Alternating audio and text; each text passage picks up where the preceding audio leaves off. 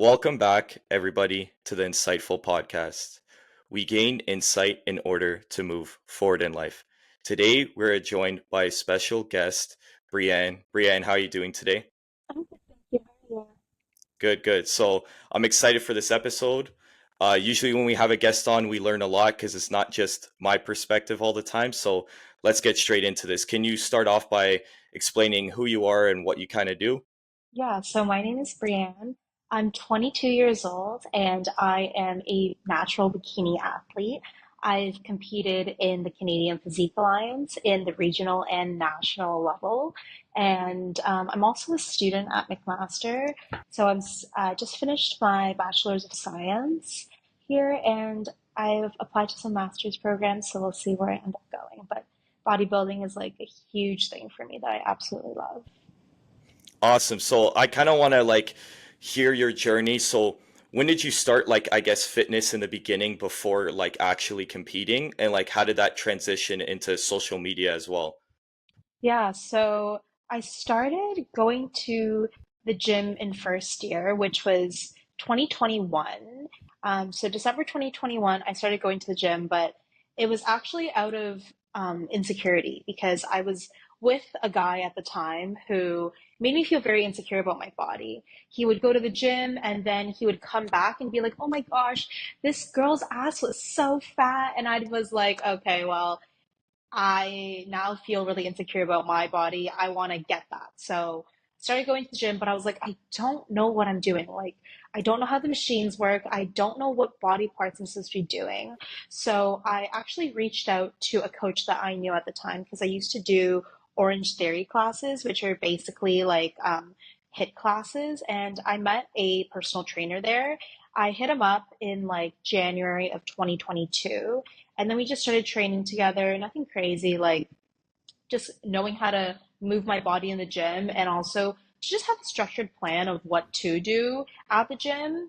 And then it wasn't until um, probably July of 2023, I saw this girl in like the sparkliest bikini, and she was getting ready for a show. And obviously, at the time, I didn't really know what that really encompassed, but I was like, I saw sparkly bikini, I want to be in it. So I was like, okay, let's do it. And at first, my coach was a little bit hesitant because it was like, okay, well, I wasn't doing all the necessary parts that you need in bodybuilding, which is basically taking care of your nutrition and doing your cardio. But I was on top of my working out part. So I kind of felt like I had to prove myself. I was like, okay, like let's stick to a diet for the next like 6 months. Like no cheating, no nothing. Like I'm just gonna do it like full on. So I did that for 6 months. He realized that I had the discipline to actually compete. And then we started prepping for my first show in January of 2024. And I prepped until April of 2024 for the Toronto Naturals, where I placed first in my class. I placed second in True Novice and first in Novice. And then I thought my bodybuilding journey was done. I was like, oh my gosh, yay, I did what I wanted to do. And it wasn't over for me at that point. I was like, okay, well, there's a national show 14 weeks away. Do I want to do it? And I went through a really hard phase for like 3 or 4 weeks where I was like, I don't know if I want to do it. I already put my body through a lot. I've lost my period. I basically diminished my social life at this point. And I was um, just like really like not bubbly as I used to be. But I was like, you know what? Like, this is a really good opportunity. Like, let's just go like head on, like do it. So I prepared for nationals, and my first prep was 16 weeks. So plus another 14 weeks, I had a 30-week prep as a first-time competitor, which was quite a lot. And I competed there, and I placed third in my class. And that was a really, really big thing for me. I didn't realize at that time. I think I was like, I just did it for fun. I genuinely had no expectations. I was like, you know what? Like, these girls have more experience than me. They have been posing for a long time. They've been doing this for such a long time. I'm just a baby. Like, I just want to do this for fun. And when I placed third, I didn't realize how big of an accomplishment that was until I looked back at it like a few months after. And even now, I'm like, wow, like, I can't believe I did that. So, yeah. So, like going in, like doing that first show, even then you had no expectations. It was more to see if like you could push yourself to, I guess, that limit. It wasn't like because you ended up winning your class, right? So you didn't really have that in the back of your mind that you were like actually going to win. Yeah, exactly. Like I just wanted to go have fun, like nothing serious for me. That's awesome. So was it just seeing that one girl like I guess competing that kind of brought that appeal to bodybuilding, or did you kind of like see it beforehand as well, or not really? That was like the like triggering moment. That was definitely the triggering moment for me because at that point, like in my mind, bodybuilding was just for men. There was no, in my mind, bodybuilding was big muscles and you have to be really full and you have to have all of this and that. And I didn't realize that there was actually a place for women to be bodybuilders as well. And I always thought like the women bodybuilders that I knew of at that time were just like really muscular, and I didn't have that look. I didn't have the muscle maturity for that look. I was quite skinny.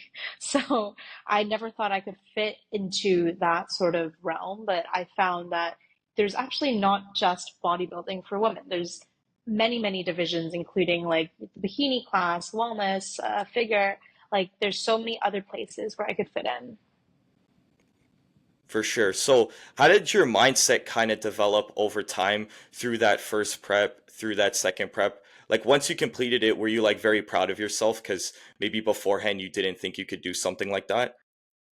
So I was definitely really proud of myself, and in terms of mindset, it was a huge thing. So I was 20, turning 21 at that time. So I was still quite young, and I feel like I'm still very young. Um, and it's the mindset shift is so weird because I used to be a big partier, like going out every single weekend, drinking, doing everything. And then I completely stopped that part of my life and I started focusing on a much bigger picture of, okay, well, I can't be going out and drinking if I want this goal. And I think the people around me saw this shift and my friends saw this shift, my parents saw this shift, and it was a really big learning moment for me of, okay, well, what is important to me? What do I prioritize? Because I can't party and bodybuild. It's just, it doesn't go hand in hand for me at least. I know other people do it. It's totally fair. I just personally can't. And because they say bodybuilding is a really selfish sport, and Hmm. I agree with that to an extent in the fact that during prep you have to be selfish. You have to say no. You have to be like, hey, like I don't have like the mental capacity to do this right now. And you have to have really understanding people in your life. And I learned over time that like, you know what, like just because I was going through something and I decided that this is what I wanted to do and this is what I wanted, I couldn't be mean to people because during prep, it was you're so depleted and you're doing so much cardio, you're eating like barely anything. I ended up being a little bit mean, and that's just not me. And I was like, oh my gosh, why am I so mean? Like, that's not me. And I had to figure out how to emotionally regulate myself, which was so weird at 21. And I was like, wow, like you learn so much through the prep. Like it's mind blowing. Yeah, so it's like one of those things where just besides the look that you achieve at the end of the prep, you also like, I guess, transform in another way in terms of mindset and stuff. So what advice would you give to someone that maybe is going through their first prep and they're dealing with the same thing you dealt with, like maybe being a little different towards the people they care about because they're so focused on that one goal? Like, how do you kind of mitigate that and not be mean to the people around you and kind of give them time? And were you also even able to like give people time because you were so like hyper focused on this one goal? You know what? I think the advice I would give is to be self aware. Like, yes, this goal is really important, but so are the people in your life. And the way that you treat someone says a lot about you. And especially the way you treat someone when you're depleted says the most about you. Like you can put on a face anywhere, but when you are like raw, like truly yourself during prep, like that is who you are. And the things that you say, people remember. So as much as you know what this goal is really important, the people around you are like your entire support system. Like don't hurt them is what I would say. Yeah, because I think maybe sometimes people look at bodybuilding, like you said, as a selfish sport, but you also have like so many people that are seeing you like go through that transformation and they're like proud of you. And the last thing you want to do is kind of like push them away in those moments when they're trying to support you, right? My next question is kind of like, how did you balance everything going on in your life? Because you were going to university, you're also going through a prep. Like most people, that would be a big struggle, right? And something I'm struggling with right now is just balance as well. So what advice would you kind of give to like balance out many different goals at the same time? Well, the balancing was hard. I'm not gonna lie. I would say that time management and like booking things out, you know what I mean? Like in your schedule, be like, okay, well, if I need to do fasted cardio in the morning, this is the time I'm going to do it. I need this much time to, let's say, 45 minutes fasted cardio, 30 minutes for my breakfast. Okay, well, I have class from this time to this time. Okay, well, I also need to train and I need to pose, and then I need to go home and do all this stuff. So, time management is key. And also, I would say being around people, just be around people too, because it's really easy to isolate yourself, and I do it too. Like I'm very good at that. I can easily be like, okay, I don't want to see anyone, I'm just going to stay at home. But don't do that to yourself, because you're going to mentally struggle so much. And if you do end up isolating yourself, one thing I would say is write down your thoughts. I found that this was really, really helpful during prep. If I felt like I couldn't emotionally regulate myself to be around people, write down like how you feel. And even though you're not directly expressing it to someone, having it out of your system feels so good. Like, yeah. So would you like, because sometimes like I don't know if you feel this way, but if I'm in like a really bad mood or whatnot, I'll kind of tell myself, oh, I don't want to go see this person because I know that's gonna rub off on them. Would you in that moment like I guess write those thoughts down and kind of work through them? Or would you like kind of like force yourself to go out and make sure to be like diligent that you're not kind of being negative or you're not annoyed while you're seeing that person? What do you think's the best plan, like the best way to go about it? I think it's really dependent on you as a person. I think what I would do is I would write it down actually. I'd write down how I feel like and get those emotions out of the way. And after that, if I still feel like I'm unable to emotionally regulate myself if I were to go out, then I'd be like, hey, like honestly, like I'm not really feeling it. Like, do you have time like next week perhaps to meet? And I feel like I'd feel so much better. Like just never saying that the other person is the reason why you don't want to go Yeah, out, more like that's true. They might directing it take back that to a wrong yourself. way. Yeah, Yeah. exactly. Yeah. So what was the biggest obstacle you went through during that 30-week prep? Because the when I wrote down the question, I was thinking about like, oh, like your show, like because I couldn't really tell based off of like your posts. Maybe I didn't read them long enough or whatever, but what was like the biggest obstacle? Because that's a long prep. Like most people, like, isn't it like usually like a 12-week prep is like pretty normal? So you did 30 weeks. So like what was like one of the like in your mind the biggest obstacle that you had to go through? I think for me, the biggest obstacle was, I hate talking about it, but it's the dieting. I dieted for Yeah. 30 weeks. And this was from, mind you, January till August. So Holy, so like the whole summer too.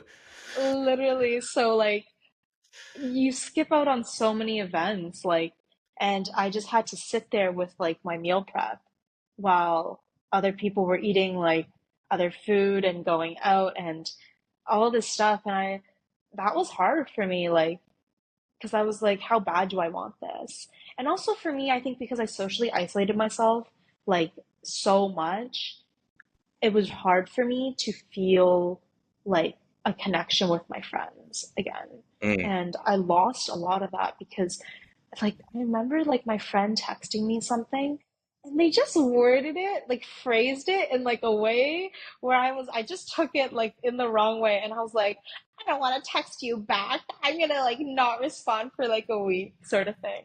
So that was really hard for me. Emotional regulation and also the dieting, it was hard. Like you're so depleted, like so depleted. That was difficult. That was difficult.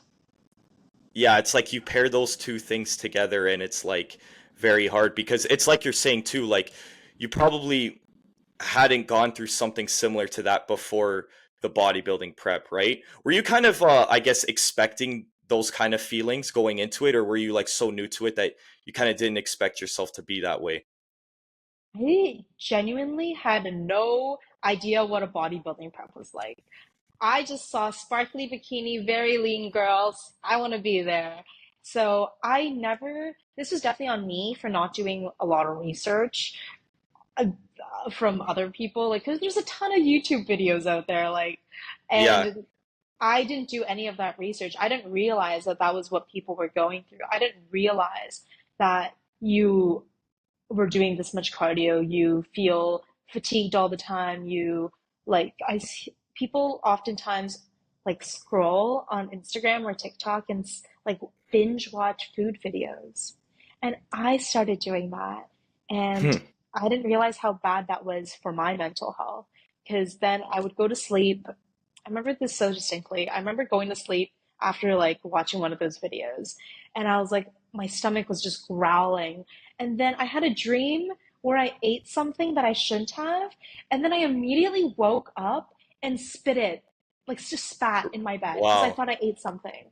So that was so debilitating for me. And I ended up having to like clear my algorithm of all food videos and all food content because it triggered me so much. For sure. So, how did you have kind of such a disciplined mindset? Because based off of like I've interviewed like some bodybuilders on the podcast already, and like they're maybe their first or second prep, they would like mess up a little bit. You kind of seems very like laser focused, like even to the fact that you like dreamt about eating food and you spit like your reaction was to spit it out. You know what I mean? So, were you always that disciplined in your life, like before bodybuilding?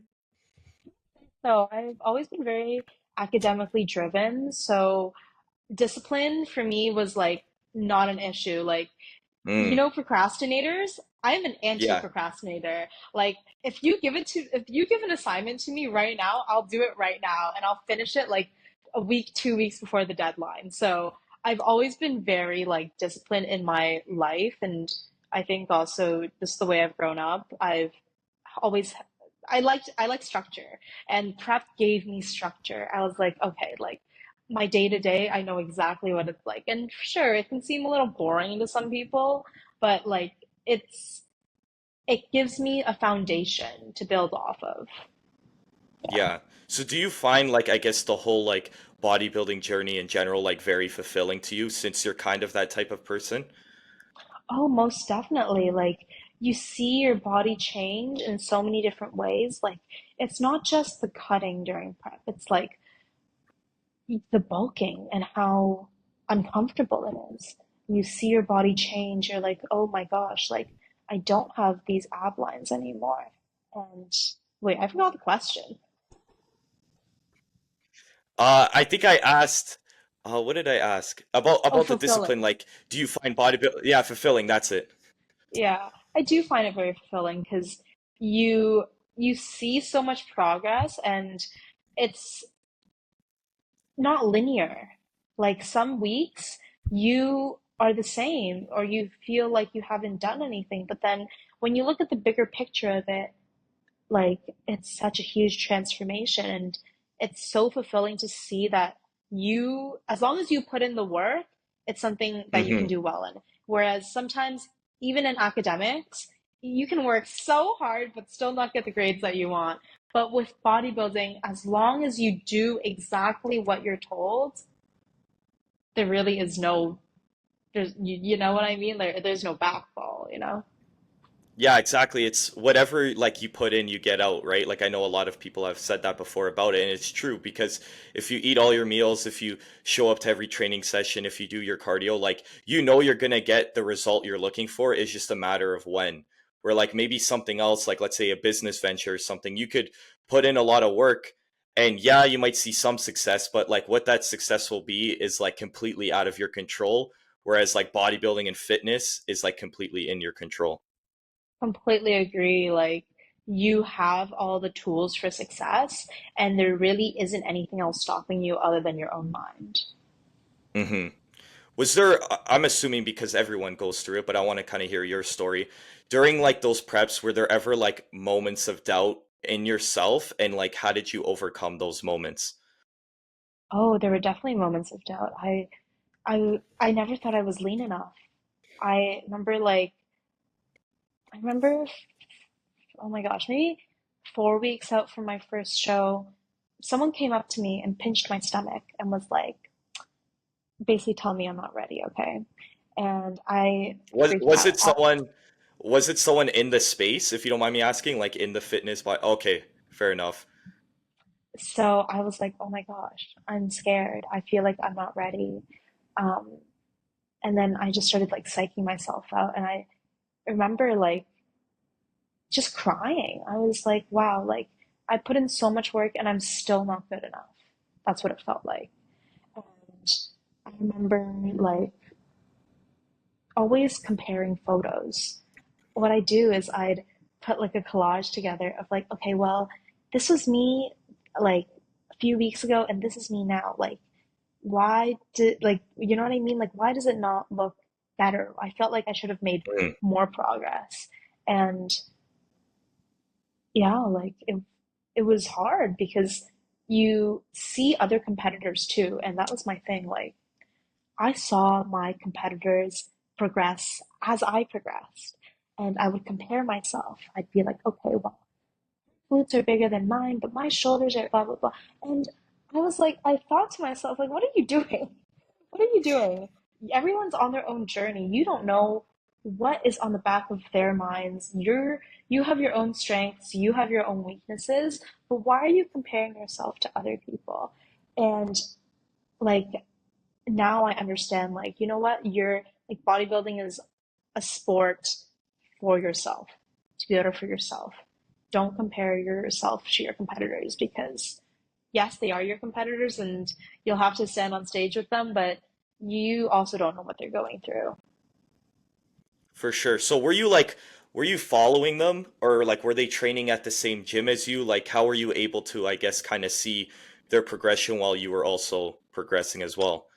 I followed them on Instagram. So like sometimes like you'd see like their prep updates or like they'll post a photo, even though they might not say that they're prepping, you know that they're prepping because you can tell like no one gets stage lean for just For no reason. around the same Yeah. time as you. Like so so that was something I struggled with a lot, just comparison. And like it was just so mentally debilitating. So you were kind of, I guess, able to figure out that like how they go about their journey or how they progress is like out of your hands. So only then that was when you were able to kind of focus on yourself and just, I guess, lock in on what you were doing. Basically, like there was no point of comparing. Like my coach is not their coach. We're two different people. Sometimes some of us are different heights. Like we have different body composition. I hold fat in different places. You hold fat in different places. You know what I Yeah. mean? There was just no reason to compare. Yeah. Yeah, there's so many intricacies of bodybuilding that like you can't like gauge anything off of like one minute detail because like even like I guess your peak week or whatever, like you could have peaked really well and then that same person you were comparing with could have peaked horribly and then that's how you kind of win, right? So Yeah, and like even when it comes down to the emotional aspect of peak week for me, I'm a mess. I'm like, oh my God, I have no food. I'm like eating nothing. And then like obviously when you're carving up for the show, like having my coach there was everything. Because I remember stepping on stage like where sorry, I remember going on stage and my coach was like right beside me until the moment I stepped on stage, and just having an emotional support there was everything. And I saw other girls who didn't have their coach with them, who didn't have that emotional support. So you can imagine that there's so many nerves, and you don't know this at the time, but the stress that you build up before you step on stage shows on your body. Like it shows. Like it looks like you've Hmm. gained like 5 pounds. And I remember, like, you know what? Like, you have no control over anything right now. If you're gonna stress, you're just gonna make it worse for yourself. Yeah, no, it's good to, I guess, kind of like realize that in the moment before it kind of like spirals out of control, right? Yeah. Like, yes, it's nerve-wracking, but you've done the hard work, you're at the show, like might as well just have fun at this point. For sure. So how like have you as a person like changed from before bodybuilding who you were to who you are now? Like what would you say are the biggest things that you noticed about yourself that have changed for I guess the better? Well, like I mentioned before, I used to party every single weekend. I used to drink every single weekend. And now I still go out, just not every single weekend like that. I, that was a really big shift for me. Like, and I was just around the wrong people. Like Mm, the clubbing scene, I was around people who didn't care about me, who only talked to me because they wanted to have other affairs with me, or to just gain something off of me, whether it was access to the club or like this and that. And now, like, those people aren't in my life anymore. They never actually cared about me. I have a solid group of like people that actually love and care about me. And that has been a really nice thing to know. Like, there are people who will go like through prep and my off season with me and see me change too. And I think another thing that definitely changes, obviously, like my body composition now, and how I think about nutrition and food. Like, I used to eat like maybe 1 or 2 meals a day. Sometimes I'd just starve myself for the whole day if I didn't feel like it. I remember when I was younger, I used to really watch my weight because in my family, I'm the shortest, but my mom has been a really good model for what I believe a woman should look like. She's like 5'5", she's a good height, she's very lean, to be quite honest, for a woman in her 50s who's had 4 kids. Like, she looks really good for her age. And mind you, she's 5 inches taller than me, and we were always the same weight, and she's had 4 kids. So I was like, oh my gosh, like I need to be skinnier. I need to be this and that. I remember when I was younger, I'd stand on the scale in the morning. I'd remember my weight. After a full day of eating or not eating, I'd stand on the scale again. And I'd be like, okay, well, today I gained 2 pounds from morning to night. That means I need to just like stop eating. And that was a terrible mindset to have. Like, you shouldn't deplete yourself like that. Your body is going to hurt yourself. You need the food. So now I take food so much more seriously. I actually look at what I'm eating. Are you putting whole foods into your body? How is your body responding to it? Are you digesting it well? Are you pooping? Like, these are very important factors to consider. And it's not just like eating like a banana for the whole day, because I'm sure I used to do that. hmm. That's been So it's like a big change for me too. a lot of like mental changes and then even like lifestyle like habit changes, right? Yeah, 100%. So Yeah. I guess like going back to it, now that you've kind of like seen yourself go through the prep and now are you like currently in your off season? So currently I'm actually prepping for nationals again this year Nice. because I requalified. So I'm preparing for that, and I'm very excited because um, obviously I prepped for such a long time that like I want to do it again, of course, and I want to see what type of growth I've made in the off season, and like who the new competitors are. And I love just being on stage. Like, I love being the center of attention. So like the stage is really where I shine, and it's really it's going to be really fun. I think it'll be a really, really competitive show. So yeah. Are there any, I guess, lessons that you've learned that you're kind of taking into this prep? Like keeping it in mind so maybe you don't make similar mistakes from the past? Like maybe someone listening right now could take something away from that. I think yes, for sure. Posing is very, very, very important.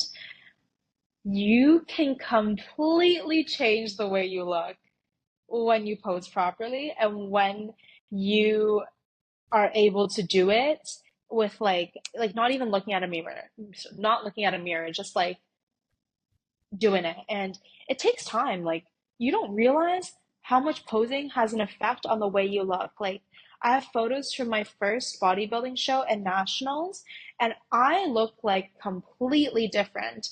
And I didn't realize how much posing made such a difference. So now what I do is after fasted cardio, I pose. After post workout cardio, I pose. And I pose for about like 10 minutes. I do my walk, like I do my presentation, and these 10 minutes every day add up. So it's like over like the course of a week, I'm probably doing an hour and a half of posing.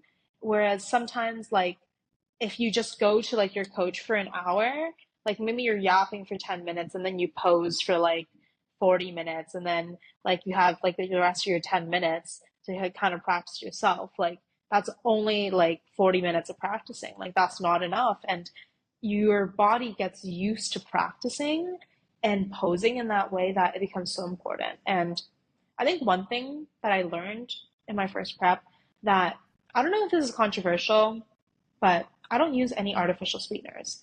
And I don't drink, I try not, I limit myself on energy drinks and any like sugar-free sauces or sugar-free like anything I actually don't use because I was using them like I was abusing them, let's be honest. I was abusing my sugar-free syrups, I was abusing my stevia, I was abusing all of it. And I it was hard for me to digest because these things aren't naturally produced in your body. So I realized like I can't use this anymore. And now I even in my off season I actually don't use any sweeteners or any like low cal whatever sauces or anything like yeah, my food's a little bit bland, I'm not gonna lie, but like I find that that helps me digest better and um, avoids me kind of binging on those sort of things. Yeah. Because you feel like maybe if you have something like sweet like that where it kind of tastes sweet, you'll kind of want more, and then that's when it like I guess spirals. Yeah, exactly. So actually, I recently got a Ninja Creamy, so that's been I like did my see that new on your story. obsession. Yeah, that It's that been does my look new good. obsession. Oh yeah, I've been like debating on buying it for like 2 years, and I was like, you know what? Like, this is the time because I love my sweets, and I'm a huge sweet tooth. So that just literally getting a Ninja Creamy has like saved my life. Yeah. Great, awesome. So, I guess like even seeing you post that, when did you, I guess, like start posting on social media and what kind of was the motivation in the beginning of it? Oh my gosh. So I started posting infrequently on social media, probably August of 2024 after my show. And I've always loved social media, but I started posting many, many years ago actually on TikTok. And the person I was with at the time actually really didn't like that I was doing this sort of stuff. He would tell me, you know what, it's so cringe, it's so embarrassing, like blah, blah, blah, all this stuff. But I was getting a lot of traction. But because he was telling me that this is cringe, this is embarrassing, I stopped doing it. I archived, I deleted everything. So when I started to do it again and gain traction on Instagram, I was like, this is kind of nice. And I still have the love for doing it. And I started posting infrequently and it actually started when I went into Ireland for my exchange. So I studied abroad in Ireland for 4 months from September to December.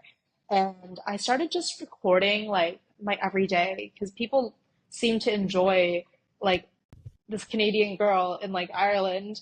And obviously in Ireland, it was I got a lot of traction because in Ireland they don't have a lot of Asian people, and the Asian people that they have don't have like a Canadian American accent. So I was like, I felt very unique in that space, and people have never seen someone like me. So I started posting about like study abroad content, but then I actually came back and I was like, I love doing this fitness stuff. Like, I want to start posting about that. So I started frequently posting in January of 2025, and I had only maybe like 1,900 followers by then, and now I'm reaching 3,000, which is very exciting. And the one video I shared that has gained the most traction was the video where I was talking about how I'm gonna miss my prep body, and that now has like 1 million views, and that sparked a really big conversation for people because it was like, you know what? You can't be prep lean all the time. It is not healthy to be prep lean all the time. And if you go into the comment section, like people are like, girl, like you didn't look that happy when you were that lean. Like you look so much bubblier, healthier, like happier now. So that was the one video for me that I was like, yeah, I need to keep doing this. Like it inspires people and it gives context to what it's really like to be a bodybuilder, like going through the ups and downs of off season and feeling fluffy or not feeling like you're lean enough or that you're too lean or anything like that. And yeah, that's just kind of how it started. And I still enjoy doing it because I find that um, I didn't realize that people looked up to me, and seeing that I can inspire other people to even just go to the gym, not even bodybuild, because bodybuilding is quite extreme. Just going Mm-hmm. to the gym with confidence and wearing what you want to the gym is a really big thing for me. Like, if you go to the gym, you probably see a lot of people wearing black. I'm not that type of girl. I'm gonna wear like my bright pink, my bright blue, like my bright red, and like I see that more girls are starting to do it, and it's been very fulfilling actually. Yeah, I was gonna actually I actually want to ask you two questions based off of what you've just said. So even I kind of experienced that in the beginning as well because I was posting on TikTok like in 2022 before I started posting on Instagram because TikTok in my mind I'm like, oh, no one can find my page, so no one could judge me, right? So I did that. I Yes. started with that. And then it was only once I started posting on Instagram, it was like 6 months in, and then one video like did really well, like on my personal account, not the podcast. And I just like realized I'm like, damn, if I didn't let those like outside like people or like opinions, like where could I be right now, right? So I think that's super important that you mentioned that because I think not only you, not only me, but plenty of people have probably gone through that where they took such a long time to start posting content because they were so worried about what other people were going to say. Exactly. Like, and you soon realize that not everyone's going to support your content. Like, not everyone's going to, like, people are going to complain about you. Oh, like, he posts all the time. She posts all the time. You're all over, like, my TikTok. You're all over my Instagram. Okay, well, shut up. Like, I'm just trying to, this is something I love. Like, if you don't like me, just unfollow me. And I've had people unfollow me. So if you don't support me, I know. And that's okay.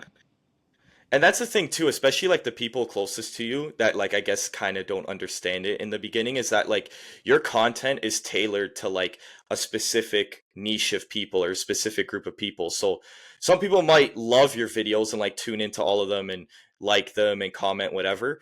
But then other people are like, "Oh, like this I don't get this. Like why are you making videos about this topic?" Right? So I think sometimes people like the outside looking in don't realize that most of the time your content is like for a certain person. And if you're not that person, it's like you say, if you don't like it, I guess just unfollow, right?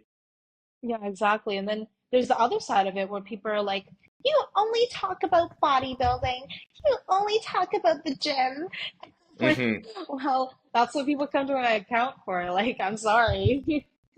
It's not that that's Exactly. my whole life. Like, Yeah, like a grocery store sells groceries. You're not going to go to a grocery store to buy tires, right? Or something. So I don't know if that's a yes. good analogy, but It's the same thing because like, and what made me realize how like powerful social media is doing the podcast because I'll reach out to people to like come on the podcast, and like so many people have platforms, so many people are sharing different types of content, and it's like that made me realize, oh, I can do this because if there's probably thousands upon thousands of people with like a million followers, but then there's also like maybe hundreds of thousands of people with 100,000 followers. And that's really good, not only because that could be a business, you're also inspiring people. You know, it's like the number doesn't really matter as much either, right? Yeah, I think it's just being very honest, I found has really resonated with people. Like, Mm-hmm. yes, you can pretend to have this perfect life, but like you don't. And I think when people can relate to you on that aspect, they're like, okay, like this person is real. Like you're not trying to like sell me anything or anything. Like just being so authentically yourself is so liberating. And I think that's so important with content because if you try to put up like a facade of who you are, then you have to kind of keep up with that, and that gets like very draining on yourself. So if you could kind of just come at it with like, okay, I'm just going to post what I like to post, and if people like it, cool. If they don't, it is what it is.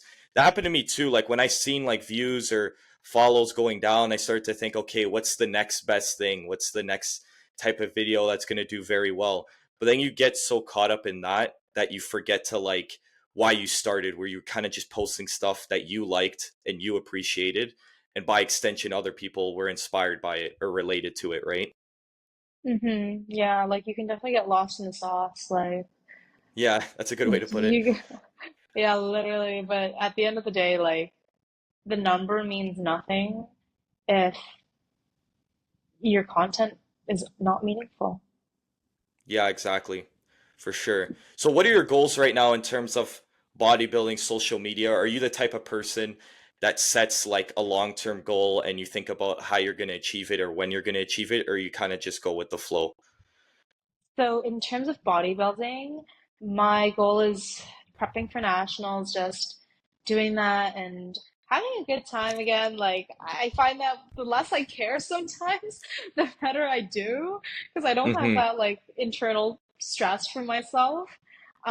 And then in terms of um, social media, I I've been telling my mom be famous. I want to be famous. So I think by the end of this year, I think definitely I want to grow my platform. And I'm not trying to say like a certain number of followers or anything, but I just want people to see my content and resonate with me, be inspired, and follow along as not only I grow as a person, but like how I grow my social media too, because I'm still very young. I'm only 22, and like I have so much to learn and so much to learn from other people. Like I never want to be like, I don't want to ever say like I'm an expert on anything because there's just so much growth and innovation around us, and you can constantly learn. So just constantly learning social media, learning how to do better, and learning how I can be a positive impact in the space. 100%. So I have one final question that I always ask every guest, and then after this question, I'll probably close it out, and then I want to ask you a couple of questions off camera. But for the final question that I ask every single person, it is, Brianne, how do you want to be remembered? I want to be remembered as the type of person that inspires you to do things that you don't think that you can do. I didn't have a very linear path, and it's doesn't mean that you can't achieve your goals. It just means that your path is different from others and that you can do whatever you put your mind to. Your mind is so much stronger than anything else. So trust yourself in your gut. Amazing, amazing. Is there anything else you'd like to say before I close it out, or how did you think of the experience on the podcast? I really enjoyed talking to you, and I like seeing the podcast from, like I said, like the other side, like actually being talked to, and like you're really great to chat to. Like I think you're a great conversationalist, so it's really nice to be able to like bond with other people. So I really liked it. Awesome, awesome. Is there anything you want to plug before I close it out? I guess like your pages or anything?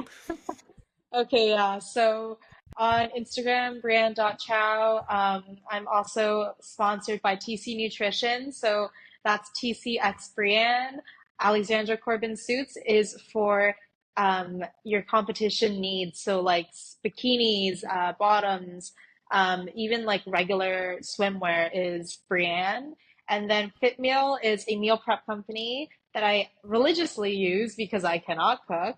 Um, and that discount code is Bree15. Awesome. Thank you, Brianne, for being on the podcast. It was a great episode. I feel like the people listening could take a lot away from it. For those that made it this far, remember to like, comment, subscribe, follow us on Spotify, and I'll catch you all on the next episode. Take care, everybody. Bye. Brush a cold to a diamond, eyes forever shining. Your beauty alone inspire a nigga to rhyme it.